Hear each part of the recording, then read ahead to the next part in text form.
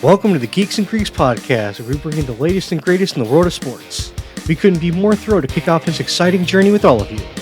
In this podcast, we'll dive into everything from game recaps to news and hot takes. Whether you're a diehard fan or just someone looking to stay in the loop, there's something here for everyone. So grab your favorite team's jersey, settle in with some snacks, and let's get ready for an adrenaline-packed ride through the world of sports.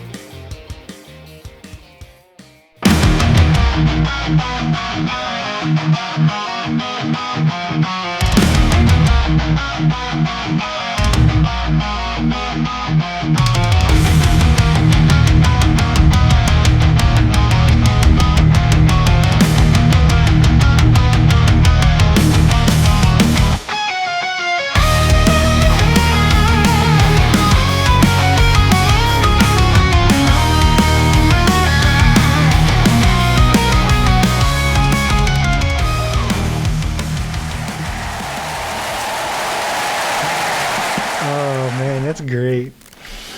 All right, guys, welcome back to an episode of the Geeks and Greeks podcast. Tonight's going to be one of those episodes where we have a fun show, but it's going to start off on a bit of a somber note. We just got note and with breaking news that the owner of the Indianapolis Colts, Jim Irsay, has passed away. And unfortunately, this is one of those where it really does kind of suck, especially when that's your team, and we'll kind of let Tom talk a little bit about that, since that's his team, and kind of give a little bit for that. So, Tom, go ahead. There's not much to say about Jim Irsay. He was always that kind of like the crazy uncle that you don't really see too often, but he was always the Jerry Jones of the Indianapolis Colts.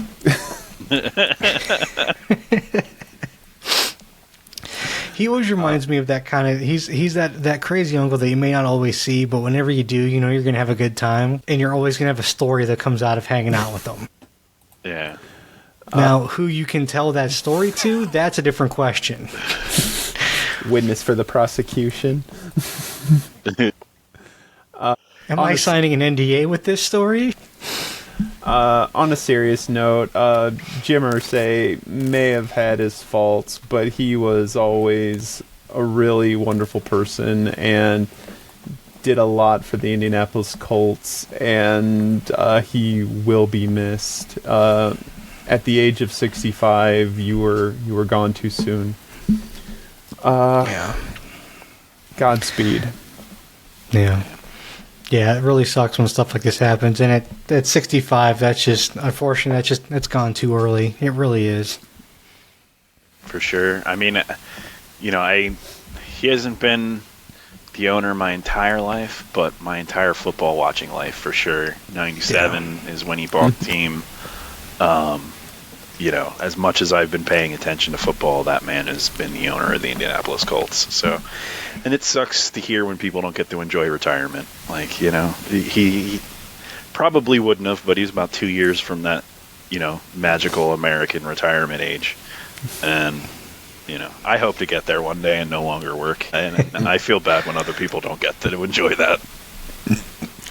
Yeah. I've got a feeling, though, Jim Irsay's life was fun, though. I'm sure he lived his life to his fullest. Yeah, I'm sure. 100%. If it's one thing that I know about Jim Irsay, it's that he did not hold back on what he wanted to do. Yeah. But let's move along to the next topic, NBA Game of the Week. Here comes a new challenger! All right, we'll switch over to the NBA, and you know what? The Game of the Week was pretty good. Like, this was Game 6 of the playoffs. This was win or go home for the Nuggets. And then Thunder had a chance to close this out. I mean, I'll say this. Jamal Murray saved this game for the Nuggets. He truly did. Yeah. And he did so while being sick. This was his Jordan flu game. Yeah. I think it's funny because we were just talking last week about our Game of the Week being snake bitten. And Murray shows up sick, and then SGA hurts his hand in the first quarter.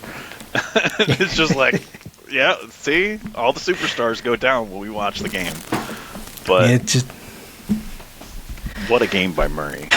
It really was. I mean, it's been so fun though. I mean, like I enjoyed watching this game, and we had some really cool spots and things that happened in this game. Like at one point, we had Chet Holmgren had an amazing drive where dude is 7'3" and shook a defender and just drove right by him and made it. I'm like, Yeah. dude's 7'3" and shouldn't be able to do this. Like, he should not be able to pull off two and shouldn't be able to chain together 2 and 3 different dribble moves to then drive by and blow by a 6'10" defender. Like, that's just, it's so crazy to watch dudes be able to do this at that height with that kind of skill. Yeah. It's crazy. And like Jokic was good as well, but I mean really it was Jamal Murray. I mean, he came out on fire, and they said the whole game he was sick, and you could see it in his face. Like you could see that he was sick and fighting something. Yeah. And they said that he was on IV fluids like the entire morning and afternoon trying to get better for the game. Yeah. Jokic. Nope. Jokic.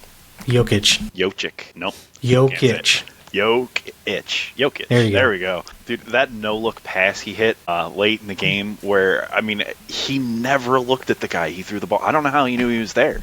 It was crazy. He was looking the complete opposite way. And I don't know how he saw him and just passes it to him on the corner, and he makes the layup, and, you know, it makes it look easy.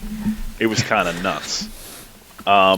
Dude, Chet Holmgren is so skinny. I mean, like, distractingly level of skinny. I am watching the first couple quarters of this match, or this game, and I'm like, he's going to break a limb.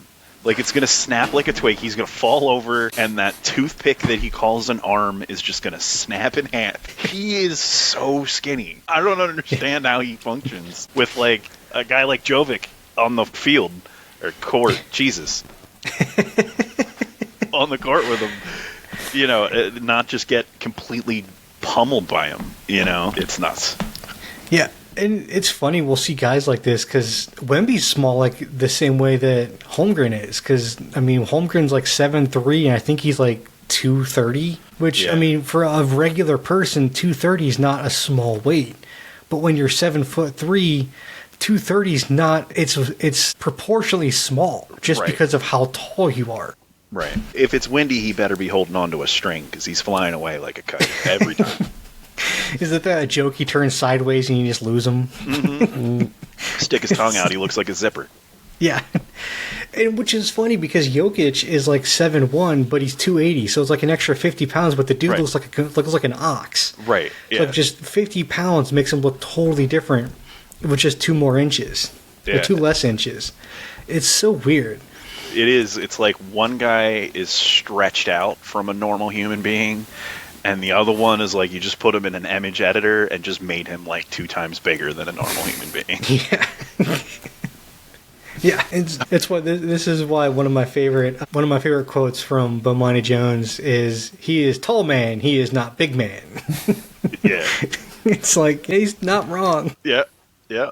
And as much as I love watching guys like Wemby and Chet, and I do love watching the skill they can play with is amazing. When they have to play like big guys like Jokic or even Embiid when he was healthy, they give him problems because they're so much bigger and stronger than them. Yeah. And it's like, and whenever I see people on like ESPN or other ones trying to say that guys like Chet and Wemby could give old centers like Patrick Ewing or Hakeem problems, I'm like, no, they couldn't. They just get taken to the block and bullied and just get the crap beat out of them.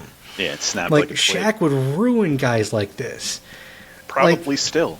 Yeah, like Comes even right still out at of 60, his he Papa probably John's still commercial. ruined guys like yeah. Right. I mean, he'd just go through them because he didn't care. I mean, there's the guys that played against him. He's like, dude, guys wouldn't try to block him because they know if their hand got in the way, he'd break their wrist because he didn't care. Yeah. You're in the way. It Right. didn't matter.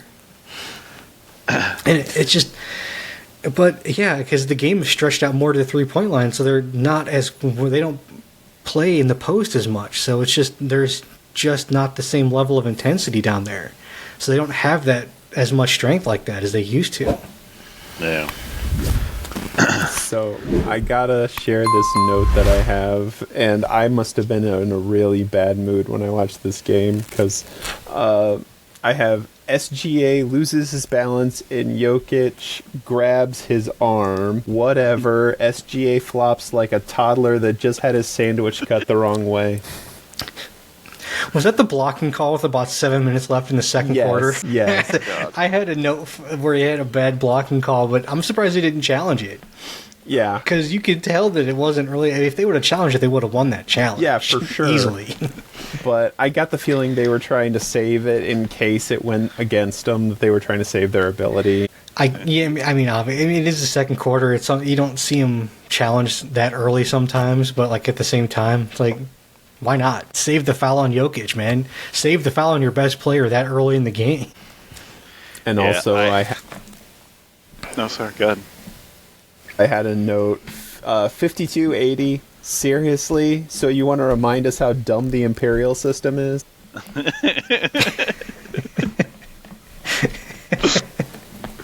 And I was like, why do they have 5280 on their uniforms? Seriously, it's feet in a mile and it's the Mile High City. That's what you're going with? Yeah. They're very into the fact that their city is a mile high. Hey, it gives them an advantage, man, because a lot of teams get gassed at that height, at that altitude. It's hard to breathe. Yeah. And, I mean, it's better than the Miami's new City Connect jerseys this year. It just said heat culture. Oh, there you go. Heat culture. Yeah, at least 5280 represents the city. For the culture, man. Come on. The heat culture. So talking about guys flopping, I think it was in the fourth quarter, maybe late in the third. There was this one spot where Holmgren falls back, like he got punched in the face. But the guy he was blocking took 2 steps backwards and was nowhere near him. The announcers were like, "Oh, Holmgren got dazed there for a second." It's like, nah, I've watched professional wrestling enough to know somebody's selling a fake punch. I'm like, I know what that was. He sold that fake punch and was like, "Oh shit, I'm clearly not getting punched," and then stopped the flop in mid-flop. He was like, "Oh, nope, I'm good. Never mind, I did not get punched in the face. Nobody saw that." I'm never going to be able to sell this. Dude was like 4 feet from him. Sometimes that's what you got to do. So, Adam, who do you have us watching next week? You got Thunders versus Timberwolves or Pacers versus Knicks? So we're gonna watch a Knicks Pacers game just because I haven't gotten to watch any of the Pacers games yet in the playoffs, and damn it, we're gonna watch a Knicks Pacers game. All right. So we're just gonna do. I mean, we're gonna do the game that's on tonight just to give me and Tom the most time to watch the game because it takes 3 days through the NBA app to actually watch it because it's going on. It's I think going on right now actually. Yep, just started. But yeah, we'll just do the Knicks Pacers game, which is game 1 of the Eastern Conference Finals tonight. So, which I think for me and Tom it'll be available Sunday. Yeah, I think that's right. Tell you what. I enjoyed this Thunder Nuggets game so much that I actually went and watched the highlights of Game 7 because I had to know how it ended.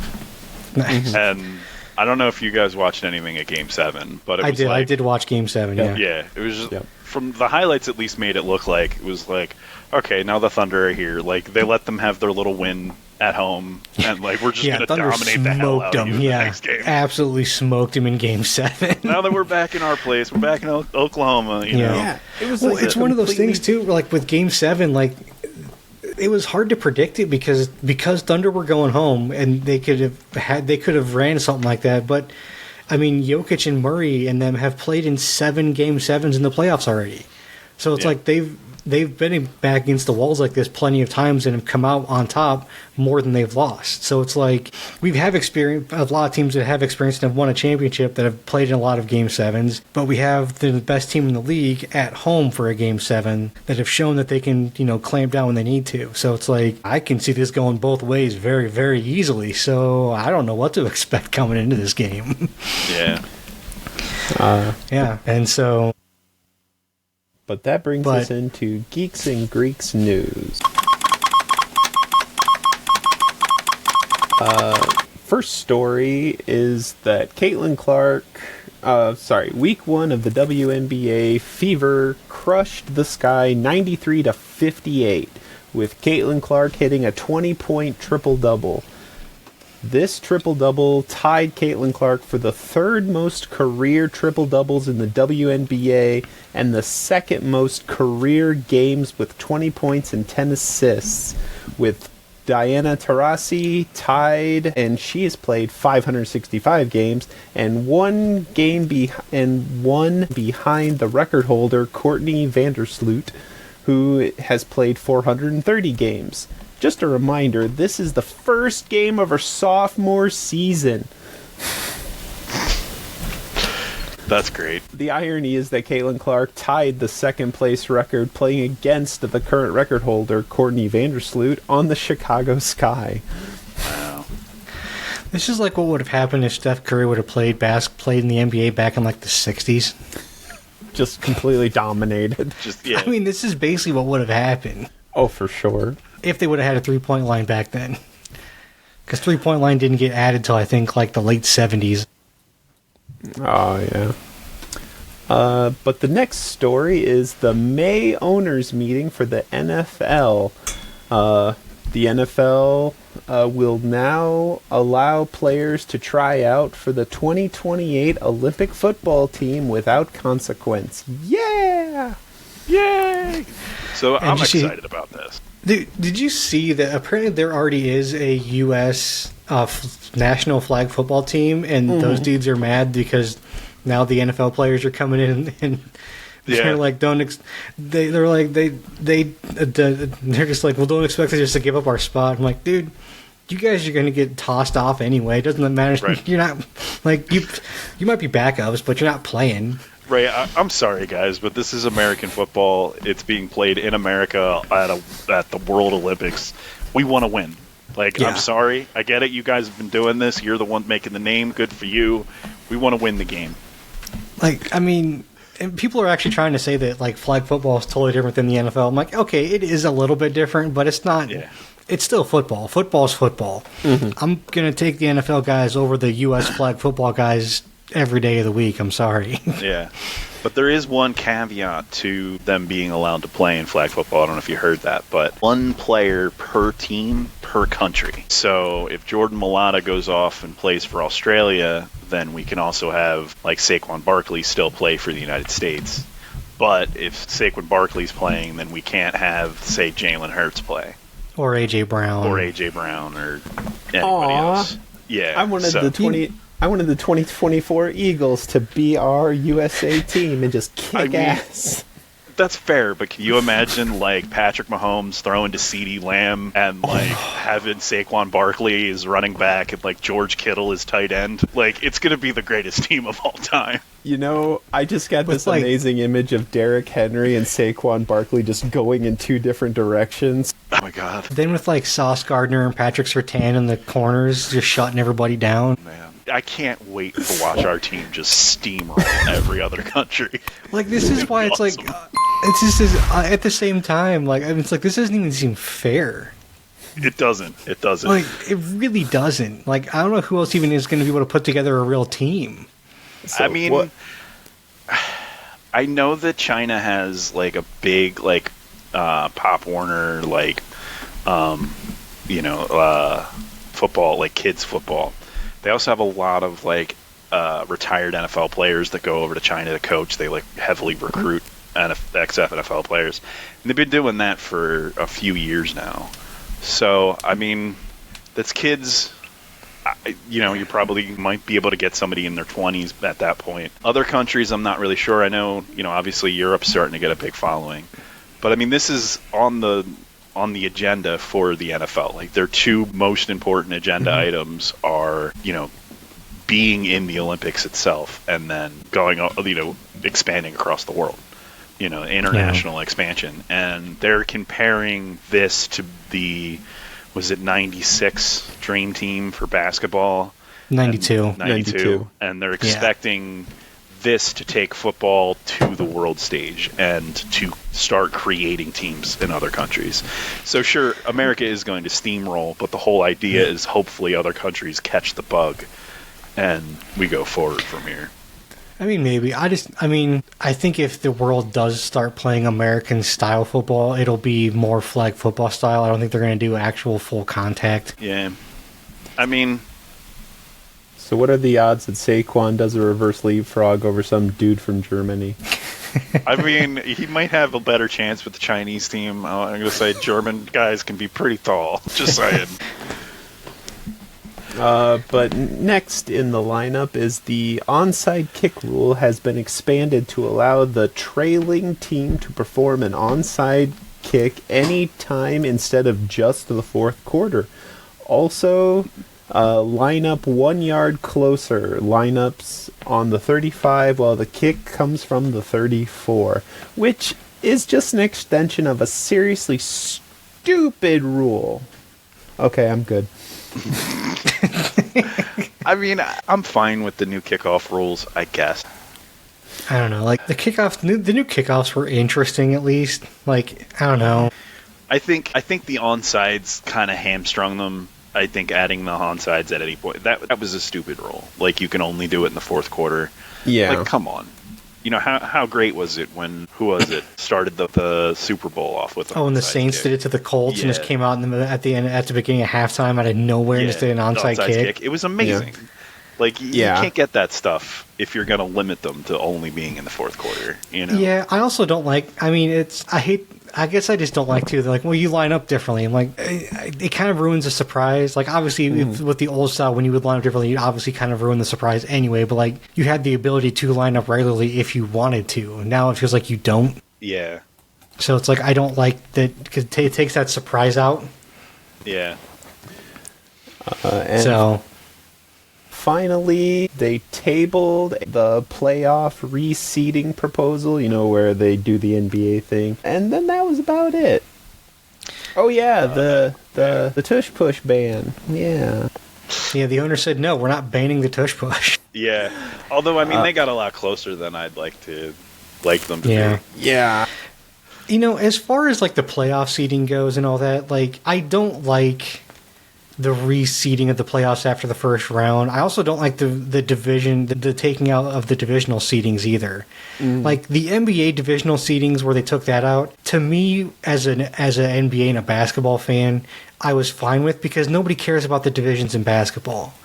Yeah. Like nobody makes a big divisions about nobody makes a big deal about the division winners in the NBA. It's not like the NFL where people care about the divisions and they make a big deal about it. A lot of it, like, I mean, at the end of the season, we are always talking about who's winning the division and who's not. That wasn't happening in the NBA. Nobody cared about the divisional winners in the NBA. So when they took it out, it wasn't a big deal. Yeah. It is a big deal in the NFL. Because you have such few games, it matters a whole lot more in the NFL than it does in the NBA. A 16, 17, maybe possibly even now an 18-game season, those games mattered a whole hell of a lot more than over an 82-game season. Like, to me, the play-in is a lot cooler of a thing, makes it matter more than divisional winners in the NBA. And the thing is I think it makes the divisional games so much more important. Yeah. Because you've got to show up for your divisional game, and that's when the city's going to show up, too. I mean, you have to remember that it's not just the team that they're rewarding with a home game. It's also the city and all of the fans. And, when do the fans most show up? When you're playing your division rivals. And the reason you show up during the division rival games is you really want to win that game, because winning your division gets you a home game in the playoffs and gets you home field advantage as long as you're the highest seed on the field. And that's the way it should be. Really, It really should be. You get that home game first up bat, and then you're home as long as you're the highest seed after that. And I think it is such a mistake to take that away from not just the team, but the whole city and the fans that show up to those games. Because now you're going to take a team like, I don't know, let's just say the Browns make the playoffs for like the first time in God knows how long. And the only way they can do it is by winning the division. That home team won't get a playoff game because it'll reseed and they'll be on the road the entire playoffs. And that fan base that hasn't had that in how long isn't going to get it because their team didn't have a good enough record, which I understand. Then get a better record. No, win the division. That's the point of it. That's why it's there. We shouldn't change it.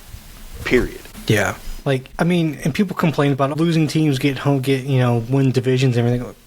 Dude, like, that doesn't happen all the time. Does it happen sometimes? Yes. It's going to happen as an outlier. You can't let outliers determine things like this. Yeah. And people were complaining last year that the Vikings were on the road even though they won 12 games. I'm like, so what? Win your division, man. Yeah. Detroit beat you. Right. You wanted to win. You should have had to win the division. I don't care that you won 12 games and were a wild card. That's not my fault. Like, you had to win your division. You didn't win the division. The thing is like, who gets mad about it? 1 out of 32 teams. And it doesn't even happen all that often. You know what I mean? Like, it only ever happens to, like, one team a year, if that. You know who it happens to all the time, who should complain the most? The NFC East. It's always the NFC East that it happens to almost every single year. I know. This was one of the few years where it didn't. Yeah. I mean, how many times have we sent 3 teams to the playoffs? You know? Yeah. Like, it does. It's almost always the Cowboys, Eagles, and Giants. Almost always. Almost always. Like, do we ever complain about it? No. We accept it and go on. Exactly. You know why? Because we almost always go. That and, next year we're going to win the division.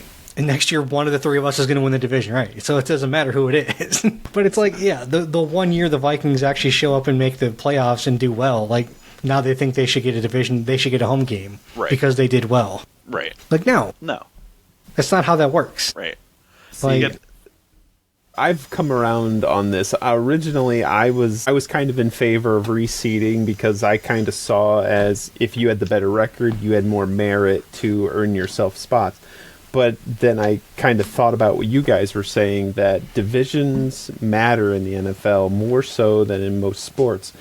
And when you start taking divisions out, you take out the rivalries. And for most sports teams, the rivalry is the salt and pepper of the game. Like, if your team has that rivalry, you look forward to those divisional games where you can see, well, in your guys' case, the Eagles play the Cowboys week 1. I mean, to your point, the most common bumper sticker I see in Philly is I root for 2 teams on Sunday night. Philadelphia Eagles and whoever's beating the Cowboys.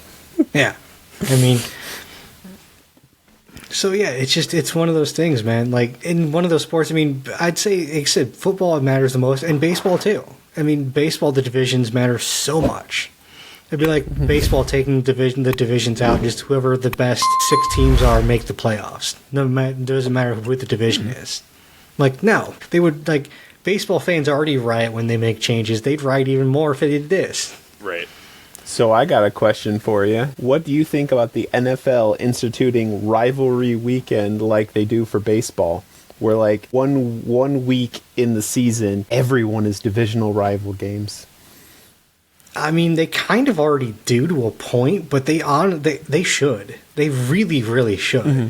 I mean, the problem with that is so many games are played at the same time.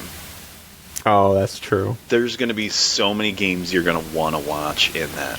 And of course, there's going to be games you don't give a shit about. But they're also regional. So most of the time, the team you want to watch is where you're living. Most of the time, it's where you're living anyway.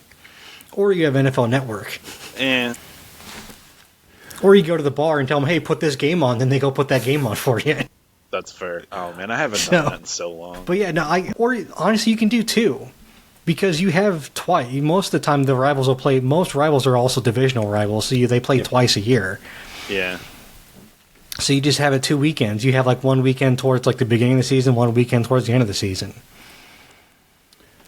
But for the final bit, I do want to come back to the Tush Push ban and give a quick thank you to the 10 teams that voted against the ban: the Eagles, Titans, Browns, Lions, Jets, Patriots, Ravens, Jaguars, Dolphins, and Saints. Colts and Cowboys, you disappoint me. Disappointed in you, Cowboys. Yeah. Jerry, I'm disappointed in you. Awful. Wait, you're saying the Eagles didn't vote to ban the Tush Push? I wonder why. No. Dude, how hilarious would that be if they did? It would have been really funny. They invented it, then they vote to ban it because they find something else to do that's just as devastating. God. The really funny part is I was gathering quotes for this segment, and I got an A.J. Brown quote of, "It's just a yard. What's the big deal?" And I'm like, yeah. dude! Yeah. Dude! So great. Man, did you see the Eagles posted a 26-minute mashup of every Tush Push they've ever done? You beat me to it. Yep. Oh, After great. the vote, the Eagles posted a 26-minute compilation video. So, in all seriousness, right, they changed the wording a little bit to try to make it a little more generic, secular, PC, whatever you want to say, to try to move it away from we're banning Philadelphia Eagles move the tush push. Into something that can be more broadly applied. And the way the wording was stated was that you can't push or pull a ball carrier at any point in time. Well, when a gang tackle happens on a running back, if the lineman can't also get in on that dog pile and help protect him, he's going to get tackled by like 8 different defenders, and he's just going to be turned into like bloody pulp. Like, they're doing this under the guise of saving the player, but the way the words are interpreted, they were basically saying that a lineman can't help block a large dog pile tackle in the event that a running back gets tackled that way, which is actually really more dangerous. And it's like the way they had the final wording on this one they voted on. And of course, this is all coming from Philly sportscasters, so allow the recency bias for me. But it was basically gonna cause more issues than the tush push has caused, which, by the way, I can't find any. I would really love to see these catastrophic injuries that the Green Bay Packers are talking about, or the Buffalo Bills are talking about. It's like, where are they? It's called their ego. Right. I mean, we've done it like 106 times or something. I heard this stat earlier today. It was like, we've done it like 106 times, and it's been successful 98 times. And it's like, that's the reason. That's the reason you want to ban it. Because we're so good at doing it that it's almost guaranteed. And no one's getting injured. Like, let's be honest. And Pete, do you want to hear something even more absurd? The way the rules were written when they were presented, if you lifted a player to his feet after the play, it's 15 yards. Jeez. Yeah. See? Like, it's insane. I mean, can you imagine, like, a running back charging down, getting that last final yard, and then, like, his lineman comes in to help him, and it's a 20-yard run, and they get down there, and they're pushing past that one thing, and I'm sorry, his tight end, because the lineman can't be 20 yards down the field, and his tight end comes in and helps him with that last yard, and then it's a 15-yard penalty, no play. And it's all pulled back, because he pushed the ball carrier in the process at the end of the play. Like, come on. It's stupid. In closing, I want to say, for the 22 teams that voted for this, what the fuck is wrong with you? Agreed. Get your shit together. Alright, I'm better now. Moving on to the next story, we have Brock Purdy's contract. Brock Purdy got paid! Yeah. Brock Purdy signed a $265 million contract for 5 years that starts after this current season. He will become the most highest paid quarterback so far at $53 million a year salary average, 181 guaranteed. So I'm trying to think who the next. I'm trying to think who the next quarterback up is going to be then after Purdy. Is it C.J. Stroud or is it Bryce Young? C.J. Stroud's entering, what, his 3rd year? I think Bryce Young was the year before. No, same year. Yeah, so... Because Bryce Young was young. Bryce Young was 1. Stroud was 2. Yeah. Okay, I was cool with the highest paid quarterback being Dak Prescott. That made sense to me in my brain. Brock Purdy, on the other hand, not so much. I mean, is he America's best con man? I think he might be. He's at least America's highest paid con man. Definitely highest paid. He's the NFL's highest paid con man. I wouldn't say he's America's highest paid alright, con man, fair. but he's definitely the NFL's. I mean, that dude has done nothing to earn that $256 million. I mean, 265. either way, I don't care. Like, I just love it. It's like, oh, we're gonna draft you at a spot that shows we don't even think you're going to play in the NFL. And then, oh, what's that? You made it to a Super Bowl and lost, and like, you made it to a conference championship? Okay, that's better than mediocre. We'll make you the best quarterback of all time. Like, and then go 6-10, yeah, and then put you at pick 11.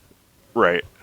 No, not after the 2024 season. He does not deserve. And see, it was funny this. because I was having arguments with people about this and about this last season and how terrible he was. And everyone's talking about, well, he had no weapons, and McCaffrey was hurt, and Samuel was there, Ayuk was there, Kittle was there. Yeah. They still had weapons. The only thing they didn't have was Christian McCaffrey. Yeah. So if you're going to tell me that without one running back, he's now a 6-10 quarterback, and he's now worth $265 million, No, he's not. like, I'm sorry, and I hate to, I'm going to be that dude, but guess what? When Brady wasn't making this much money, Brady didn't have shit for talent on the offensive side of the ball when they were winning Super Bowls. You know who their best receiver was? Troy Brown. Right. He had Kevin Falk running the ball in the backfield. Yeah. You had Benjamin Watson as your tight end. You didn't have a ton of offensive talent. You know what you had? You had a ground game that they punished people with and a really, really good defense. Yeah. But you know what San Francisco has? A really good defense and not a good quarterback. Yeah. Not yet. Like, I'm sorry, man. Like, at least with Dak Prescott, it took him years to get paid. Because he had to hold out to get his first contract renewal. Because after his rookie contract, he had to hold out.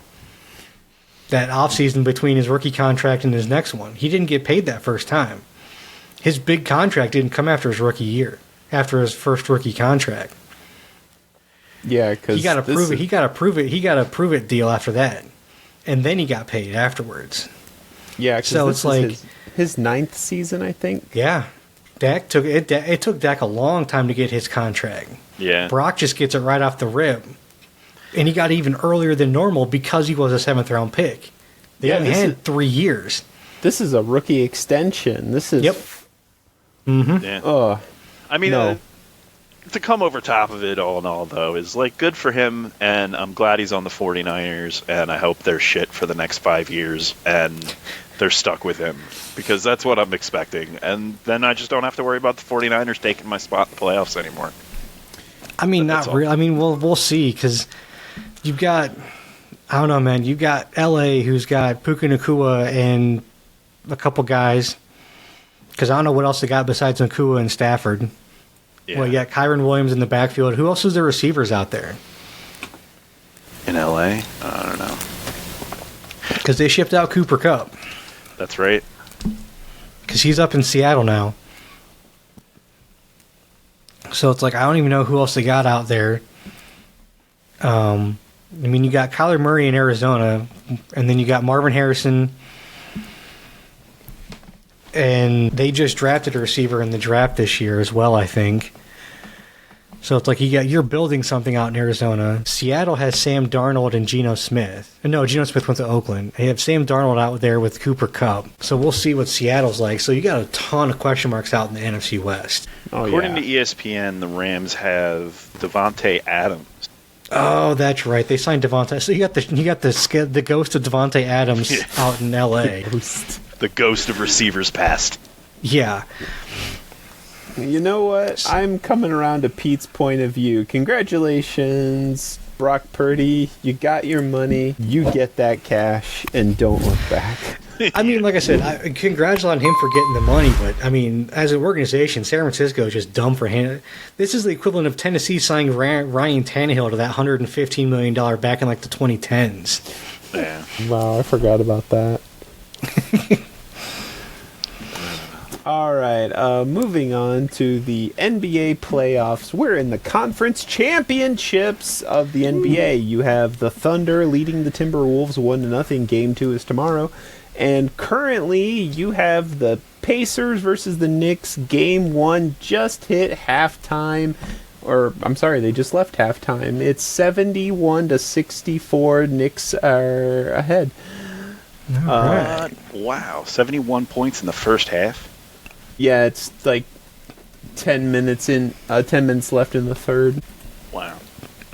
All right. The NHL playoffs are in a very similar situation. In the West, you have the Oilers versus the Stars. Game 1 is currently being played. And in the East, you have the Panthers leading the Hurricanes 1-0. Game 2 is tomorrow. Very similar to the NBA. Yeah. All right. Before we continue, I wanted to let everyone know we have a new sponsor on the show. All right. We are now being sponsored by Dubby. This is a new energy drink company out of California. They bring a new and natural approach so you guys don't get that crash, which is great for content creators and gamers alike, so you can keep going for all hours and not just crash out, which is great. I love it. Especially helps me at work whenever and also for late nights when I'm doing homework or working on the show for ideas and editing and other stuff like that. And man, like I said, I can tell a huge difference. I love this stuff, and it does great. They have tons of different flavors, flavors like tiger's blood, mango, oranges and cream, green apple, strawberry, pineapple, and many, many more. Go check them out on their website, dubby.gg, which is dubby.gg. Don't forget, you can also use our code GEEKS10 for 10% off your entire purchase. I kind of want to try tiger's blood just because it sounds great. Oh, it's good. I love it, dude. Like I said, if you've ever had it as like a snow cone flavor, it's the exact same thing. I can't say I have. Non-carbonated, no sugar, so there's no calories in it either, so it doesn't mess with any kind of diets or anything that anybody's on. Nice. So, I love it. It's great. But that moves us into the trivia section with a game called Two Truths and a Lie, Part 6. If you're new to the podcast, this is where I will give 3 statements about an NFL team. 2 of them are true, but 1 of them is a lie. If you can figure out which one is a lie, you gain a point. Whoever has the most points at the end of the evening wins. And we start off with the New Orleans Saints, who are saying, "We were founded on All Saints' Day." The Saints cheerleaders were first called the Louisians, but changed their names because fans complained that it was weird and confusing. Weird, confusing, and sexist? Nah, that's not a thing in Louisiana. Yeah, right. At least not back in the 70s or the 60s. And finally, we hold the record for the most total yards gained in a season.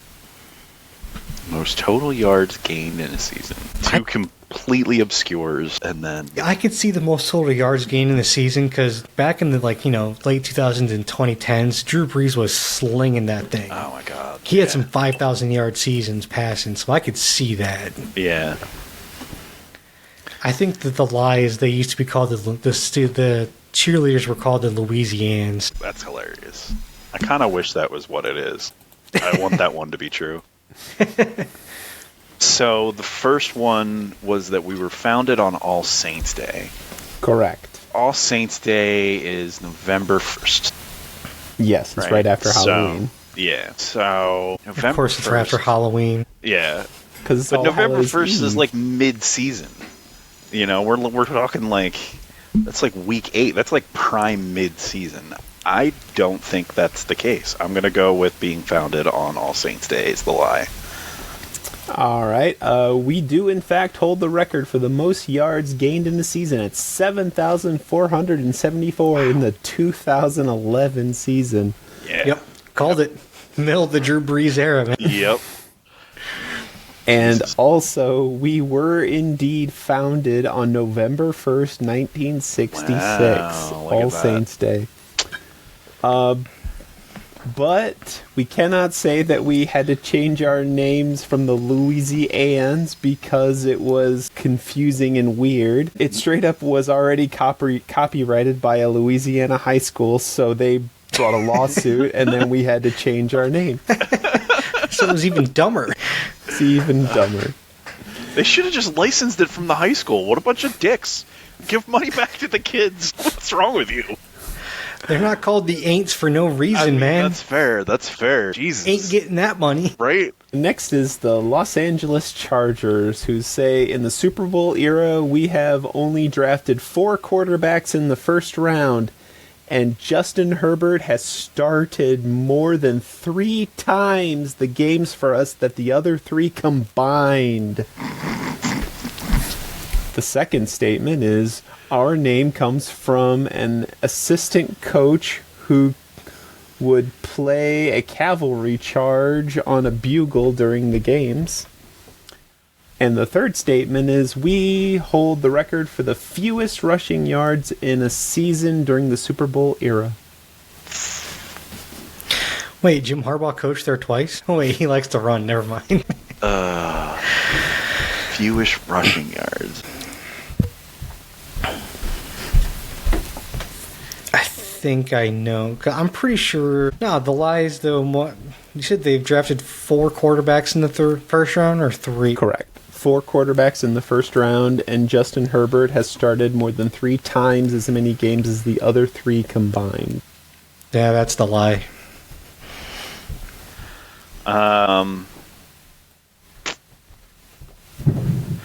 I am gonna go with the team being named after someone playing a bugle. All right. We hold the record for the fewest rushing yards in a season during the Super Bowl era. In the year 2000, we had 1,062 yards. Just for reference, 19 running backs had more than our entire team combined. And guess what? In that offseason, they drafted LaDainian Tomlinson. Yeah, I was gonna say that got to be the year right before LaDainian Tomlinson. They drafted him in 01. And I'm gonna get so much grief about this, but in the Super Bowl era, we have only drafted 4 quarterbacks in the first round, and Justin Herbert has started more than 3 times as many games as the other 3 combined, because the other 3 are Eli Manning, who started 0 games for us, Yep. Ryan Leaf, who started 18 games for us, and Marty Domres from 1969, who started 6 games for us. That's right. I forgot that they traded Phillip Rivers for Eli Manning. Damn it. So the other 3 combined for 24 games, and Justin Herbert has started 79. Yeah, I forgot. I'm like, they had Phillip Rivers. I'm like, I forgot that they traded Eli for Phillip, so technically they didn't draft Phillip Rivers. Correct. So that was on me. I forgot. But our name comes from an assistant coach who would play a cavalry charge on a bugle during the games. That's a straight up lie, because the original owner, Baron Hilton, wanted people to charge on their credit card more often. So he named his team the Chargers, and I wish I was making that up. Oh my god. That is the absolute worst reason. Oh to yeah. name a team. Weren't they originally... Man, it's so stupid. Next we come to the Buffalo Bills, who says, our second head coach ever was Lou Saban, father of former Alabama Crimson Tide coach Nick Saban. Marv Levy was our head coach during all 4 of our consecutive Super Bowl losses, and Josh Allen is only the second Super Bowl... Let me try again. Josh Allen is only the second Pro Bowl quarterback we have ever drafted. What was the first one again? I'm sorry. Our second head coach ever was Lou Saban, father of former Alabama Crimson Tide coach Nick Saban. I'm going to laugh if the lie part of that is that he wasn't his dad, he was like his uncle.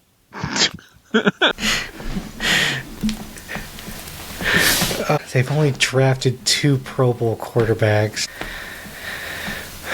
I could see that, because I'm betting it's Josh Allen and Jim Kelly. I can't think of another one that they drafted. Because I'm pretty sure Doug Flutie went to the Pro Bowl with them, but they didn't draft Doug Flutie, they signed Doug Flutie. Other than that, I can't think of another quarterback that ever went to the Pro Bowl with the Bills. Because nobody has in the 20th century, century. Man.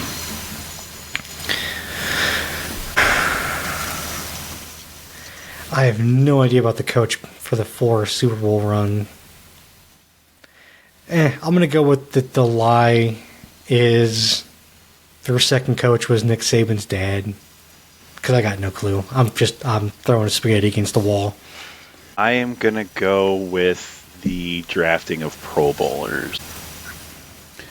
All right. So Marv Levy was indeed the head coach all 4 consecutive Super Bowl losses. That is impressive to me because, wow. Anyways, and also Josh Allen is only the second Pro Bowl quarterback we have ever drafted, and Adam is absolutely right. Jim Kelly in 1983 is our first. And Adam is also right that the catch is that Lou Saban is not Nick Saban's father. At best, they're second distant cousins. Legit, man. I was spitballing and throwing something out there. I had no idea. Pure guess. Absolute guess. I saw Lou Saban. I was like, is Lou Saban related to Nick Saban? And it's like, no, at best, they're like distant cousins. They don't know how they're related to each other. They're probably not.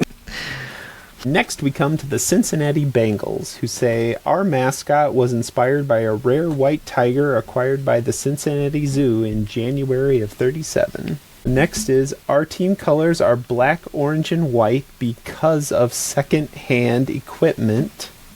I would totally believe that. And our cheerleading squad is called the Bengals. Oh my god.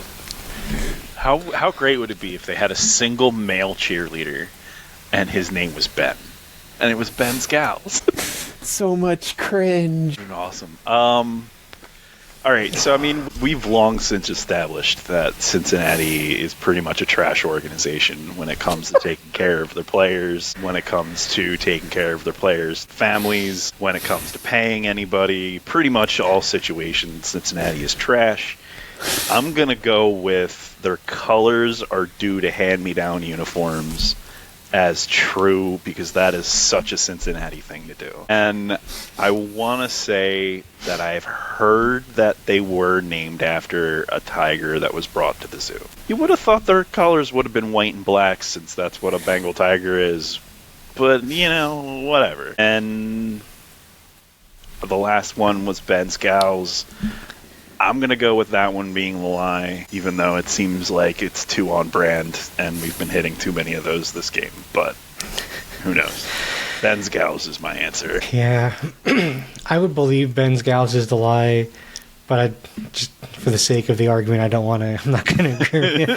You know, like, the colors being what they are seem too on the nose for this, so I'm going to go with that's the lie. Like, I would 100% believe it, but I also am like, it's got to be because of the tiger. Like, I'm going to go with that's the lie. Which one are you going for? The colors? The colors are the lie that they were actually... I think the colors were picked because that's the Bengals colors, actual tiger colors. All right. But I also would not be surprised at all if it's because they were probably... I wouldn't even say second. They're probably third-string hand-me-downs, to be honest with you. They were probably new for college, and the high school got them, then the pro team got them. Yeah. Our cheerleaders are indeed called the Bengals. Wow. God. And also, Paul Brown stole the solid orange helmets with white stripes down the middle and simply added the word Bengals across the side. So made the team colors black, orange, and white. But the owner and founder of the Bengals has stated that the inspiration for the team, the Bengals, was because he owned a Bengal stove and admired how the logo on the stove was a tiger ready to pounce.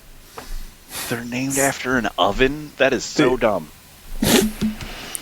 Seems on brand, though. I mean, that's fair. That's fair. I mean, trash organizations do trash things. Yeah, it's so funny because, like, in Philadelphia, there's the argument of who the Phillies are named after. There's the obvious one; they're named after the team Philly or the city Philly. But most people don't think that. They think they're either named after the cigar or a female horse. And if they're named after a female horse, it makes them the only professional sports franchise to be named after a female animal. But chances are they're named after a cigar. That's what I would go with. Yeah. So anyways, the next team is the Tampa Bay Buccaneers, who say, we hold the record for the longest losing streak across multiple seasons. We are the last team to draft a running back first overall in 1986. And we hold the record for the most passing attempts in a single season. 1986. Who the hell was the number one pick in 1986? I'm trying to think. So it wasn't Barry. It wasn't OJ. It was in the 70s. They were dumb enough to do something like that back in the 80s. But then again, running backs. But I say, to be fair though, back in the 80s, teams were built on running backs. It was a different league. Yeah, like, I mean, I'd say dumb enough, but, like, that's how teams were built. It's like the NBA and centers back then. Like, I also think they were the last team to draft a running back first. I could see another team drafting a running back first after that point. I'm going to go with the lie is that they have the most passing attempts in a season. All right, and Pete. So the first one, the longest losing streak, was that in the Super Bowl era, or is that of all time? Well, until we did our top 10 planning, I would have said of all time, but now I know that's not true. So it's got to be this era.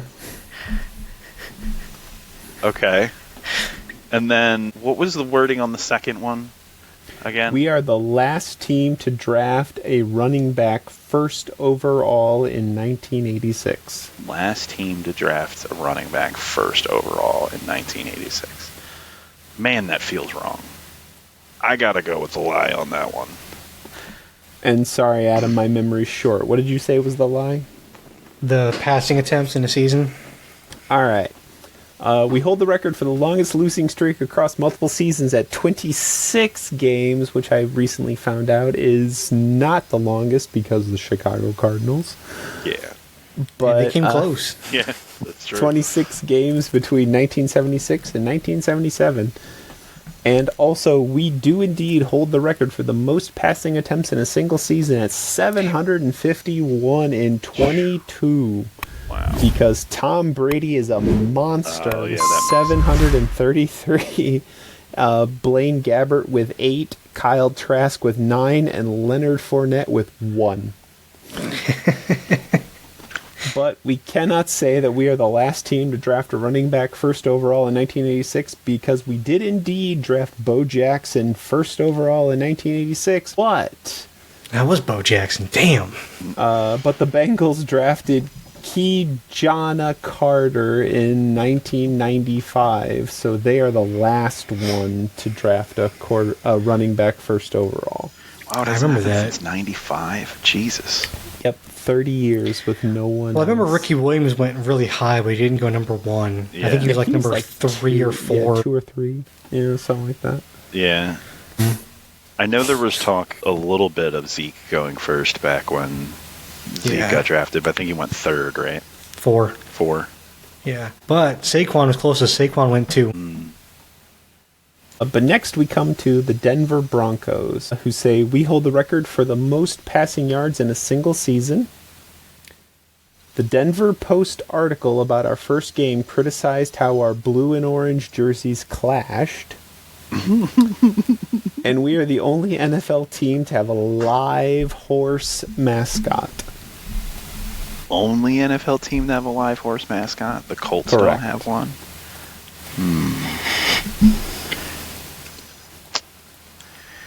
So the first one about your publication, well, not your publication, but their publication saying that their colors clashed. I think that's hilarious. I want it to be true. Second one, most yards in a single season. I feel like that's not Denver, but it might be. And then the last one, the only one with a live horse. You know, I'm going to go with the live horse to being the lie. That's the one that feels the wrongest to me. All right, and Adam. I can see somebody at the Denver Post who has no fashion sense thinking that their uniforms clash. So I could see that as 100% being true. Even though Denver's always had amazing uniforms, like their old like blue and orange jerseys were awesome. Those navy blue and orange jerseys in the 90s and 2000s were great. And I think their jerseys now look amazing too. Like, Denver's always had really good jerseys. Most passing yards, I could see it. Elway was a gunner. Elway could sling that ball. Yeah. I mean, Keller was pretty good. But I think that's the lie, though, because I also think I think they do have a horse. I mean, I think they are now the one that has a horse, because I don't think the Colts do anymore. I think they may have at one point, but I don't think the Colts have it anymore. But you already picked it, so I'm going to go with the passing yards in the season. All right. We are, in fact, the only team to have a live horse mascot. His name is Thunder 2, which I believe is the predecessor of Thunder, or successor to Thunder 1. Okay. Well, I hope so, because it's real weird, and if not. And we do indeed hold the record for the most passing yards in a single season at 5,444, set in 2013. Wow. 13. That had to have, was that Cutler? That had to have been Cutler. Ooh, I don't know. So I'm trying to think who else was quarterback in 2013. No, that was Peyton. Yeah, that was That's Peyton. Peyton. That makes Because sense. that was the year after they drafted Lux. That's before Peyton's arm gave out on him. Right. It's probably why Peyton's arm gave out on him. That was the year of probably one of the greatest Thanksgiving Day games ever. That was that 45-49 Thanksgiving Day game between the Cowboys and the Broncos. Yeah.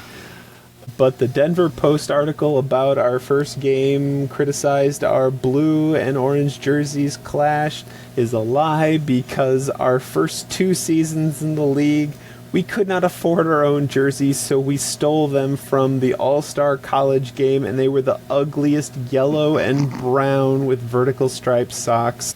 Oh my God. The uniforms were so bad that the Broncos held a team-wide bonfire and burned them in a bid to farewell during the 1962 offseason. I wish the Eagles would do that with their baby blue throwbacks. The powder blue and yellows. Yeah, the paddle blue and yellows. Although Jim Irsay did say as long as he owns the team, they're not coming back. So there's that. Yeah, those were atrocious. Yeah. And for our final team of 2 truths and a lie, we have the Tennessee Titans saying, we have drafted the most wide receivers in the Super Bowl era. We drafted 5 Hall of Famers while we were in Houston, but only 1 since we moved to Tennessee. And we have the record for the worst single-season drop-off in the Super Bowl era. Now, if you don't know what a drop-off is, it's when your record goes from really, really good to really, really bad in 1 year. Okay. I'm trying to think, when would they have been really, really good to really, really bad? Because I can't think of a... I can't think of a year they were really good. Yeah, that's my problem. They've just always been bad. Draft. I'm thinking, I can remember the year they went to the Super Bowl, but I can't remember their actual regular season, like what their record was that year, because that was like 99. But I can't remember what year that was. But they wouldn't have had that big of a drop off because they still brought back most of that team. I mean, I can believe since they've been the Titans, they've only drafted 1 Hall of Famer because they've been. I mean, not terrible. They've been pretty decent since they've been the Titans. They just haven't had any prolific players. And it seems like every time they get one, they either trade them or they get, like, career-ending injuries, and they don't have a long enough career. Like McNair. McNair's probably the only Hall of Famer they've got. What year did they move to Tennessee? 98? 97? Something like that? Yeah, it was the One back Hall of end of Famer the in 90s. 30 years. I mean, that's a pretty low number. Yeah. Because when they went to the Super Bowl in 99, they were the Titans. Yeah. I'm going to say the drop-off is the lie. Because I feel like I wouldn't be able to name a Hall of Famer on their team in the last 30 years. See, I think Steve McNair's the Hall of Famer. Yeah. I think. But we're only looking for one anyway, so if it's Steve McNair, there you go, and, like, who else would it be? Maybe Eddie George. Yeah. And then... But, like, that's it. Drafting the most wide receivers in the Super Bowl era, or whatever that one was. Yeah, who knows with that? I'm gonna go with... We drafted the most wide receivers in the Super Bowl era. Okay. I mean, who knows? That's a coin toss. Yeah. I'm gonna go with the Hall of Famer. Hall of Fame, 5 Hall of Famers in Houston, but only 1 in Tennessee. I think that might be a lag. 'Cause I'm not even sure if Houston's got 5 Hall of Famers, to be honest with you. Yeah, I wouldn't be able to tell you that. It's the Hall of Fame, it was the receivers, and it was... The drop-off this season. Yeah, I think I'm going to go with the drop-off. All right, we have drafted the most wide receivers since in the Super Bowl era at 98 wide receivers, Jesus. narrowly edging out Green Bay Packers at 96. Wow. And they all suck except for, like, A.J. Brown. And we also hold the record for the worst single-season drop-off in the Super Bowl era. In 93, we had a record of 12-4, and then we dropped to 2-14. Wow. This may or may not be because we sent Warren Moon to the Vikings. Who knows? But It couldn't be. We're counting Houston, too. Okay, I didn't know we were counting Houston. Not that I would have really known, but... Yeah. But we cannot say that we drafted 5 Hall of Famers when we were in Houston, but only 1 since we were in Tennessee, because the truth is, we haven't drafted any.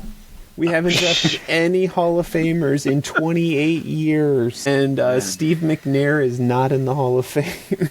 Okay. So he would be the closest of anyone I could think of. But the 5 Hall of Famers is true, and that's not counting Warren Moon, because Warren Moon wasn't was undrafted. Yeah. Because he came from the Canadian Football League. Yep. Very good.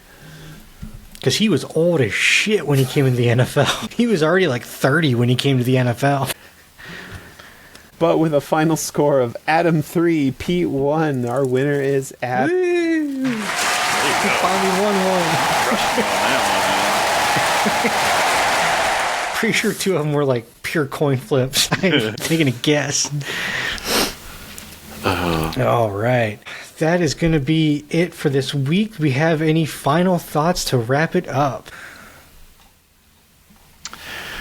You know, not really. I guess congratulations, Brock Purdy, for being a great con man. I'm stuck on that. I want to throw out a congratulations to Christopher Bell for winning the NASCAR All-Star race, and to Saquon Barkley for the most amazing quote about the tush push. If you don't like it, get better at stopping it.